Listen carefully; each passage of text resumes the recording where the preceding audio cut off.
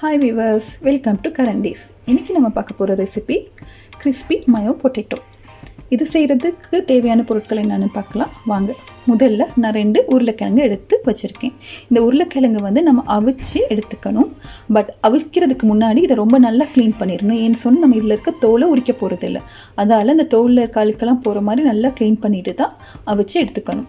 அதுக்கப்புறம் நம்மளுக்கு mayonnaise 1 cup மாதிரி தேவைப்படும். அப்புறம் கார்ன்ஃப்ளவர் 4 டேபிள் ஸ்பூன், மைதா 2 டேபிள் ஸ்பூன், இது ரெண்டையும் நான் சேர்த்து மிக்ஸ் பண்ணி வச்சுருக்கேன். அப்புறம் மிளகாத்தூள் கொஞ்சம் தேவைப்படும், நறுக்கின கொத்தமல்லி, நறுக்கின வெங்காயம், சில்லி ஃப்ளேக்ஸ், பொரிக்கிறதுக்கு எண்ணெய், உப்பு, மிளகு, அப்புறம் பால் கொஞ்சம், அதுக்கப்புறமா கஜுன் ஸ்பைசஸ், ஒரிகானோ. கஜுன் ஸ்பைசஸும் ஒரிகானோ உங்கள்கிட்ட இருந்துச்சுன்னா யூஸ் பண்ணிக்கோங்க, இல்லைன்னா அதை ஸ்கிப் பண்ணிடலாம். இப்போ முதல்ல நம்ம உருளைக்கிழங்கு வெட்டிக்கலாம். நல்லா வெட்டிட்டு இந்த தோல் இருக்க பக்கமாக எடுத்துக்கோங்க. தோல் இருக்க பக்கமாக எடுத்து மசிங்க.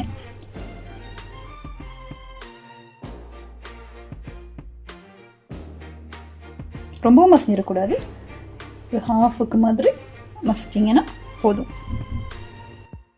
அடுத்ததாக உருளைக்கிழங்கு ஃப்ரை பண்ணுறதுக்கு பேட்டர் ரெடி பண்ணலாம். கார்ன்ஃப்ளவர் 4 டேபிள் ஸ்பூன் மாதிரி, அதுக்கு 2 ஸ்பூன் மைதா எடுத்திருக்கேன். அந்த ரேஷியோவில் எடுத்துக்கோங்க. கொஞ்சம் கொஞ்சமாக தண்ணி போட்டு மிக்ஸ் பண்ணி பாருங்கள். பார்த்திங்கன்னா பேட்டர் ஓகே, இந்த மாதிரி ஒரு கன்சிஸ்டன்சியில் பண்ணிக்கோங்க. ஃபுல்லாக கோட் பண்ணக்கூடியதாக இருக்கணும். இப்போ பார்த்திங்கன்னா பேன் சூடாகிருச்சு.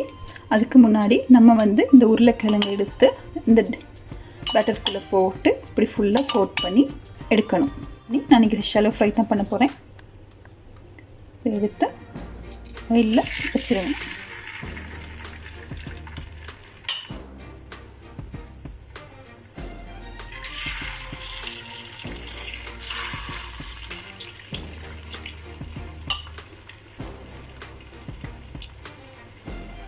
இப்போ பார்த்தீங்கன்னா தெரியும், இது கலர்லாம் மாறி இருக்குது. அதோடு இப்படி தட்டி பார்த்தீங்கன்னா நல்லா கிறிஸ்பியாக தெரியும்.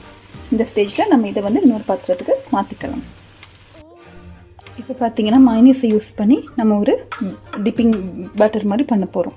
இப்போ இதுக்கு என்னென்ன தேவைன்னு முதல்ல சொல்லியிருந்தேன். mayonnaise, கஜுன் ஸ்பைசஸ், ஹர்ப்ஸ் இருந்தால் அதோடு மிக்ஸ் பண்ணி வச்சுருக்கேன். இது இல்லைன்னா நீங்கள் அதை ஸ்கிப் பண்ணிடலாம்.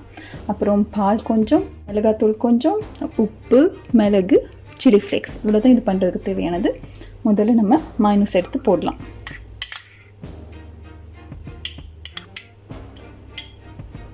மிளகாத்தூள் கொஞ்சம்,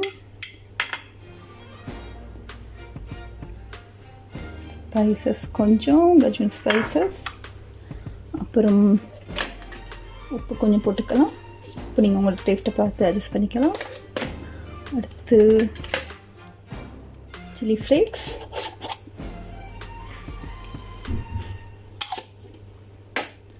அப்புறமா மிளகு கொஞ்சம். இது உங்களோட ஸ்பைசி டேஸ்ட்டை பொறுத்து எல்லாத்தையுமே அட்ஜஸ்ட் பண்ணிக்கலாம். பார்த்தீங்கன்னா இப்படி நல்லா இதை மிக்ஸ் பண்ணணும்.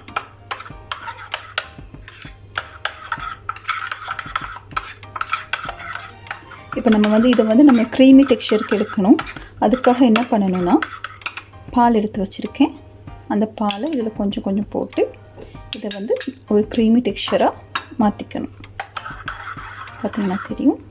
இப்போ அடுத்து பொட்டேட்டோவை இதோட மிக்ஸ் பண்ணுறது தான் இருக்குது. இப்போ பார்த்திங்கன்னா நம்ம பொரிச்செடுத்த உருளைக்கிழங்கு தான் இருக்குது.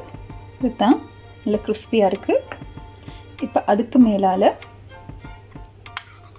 நம்ம செஞ்சு வச்ச mayonnaise இப்படி தூவிக்கலாம். அவ்வளோதான். இது ரொம்ப சிம்பிளான ரெசிபி. மேக்ஸிமம் ஒரு 10-15 மினிட்ஸில் செஞ்சு முடிச்சிடலாம். பார்த்தீங்கன்னா இதை நம்ம அப்படியே போட்டிருக்கோம். தேவைன்னா இந்த மாதிரி ஆனியன், கொத்தமல்லி, ஸ்ப்ரிங் ஆனியன்ஸ்லாம் வச்சு நீங்கள் கார்னிஷ் பண்ணிக்கலாம்.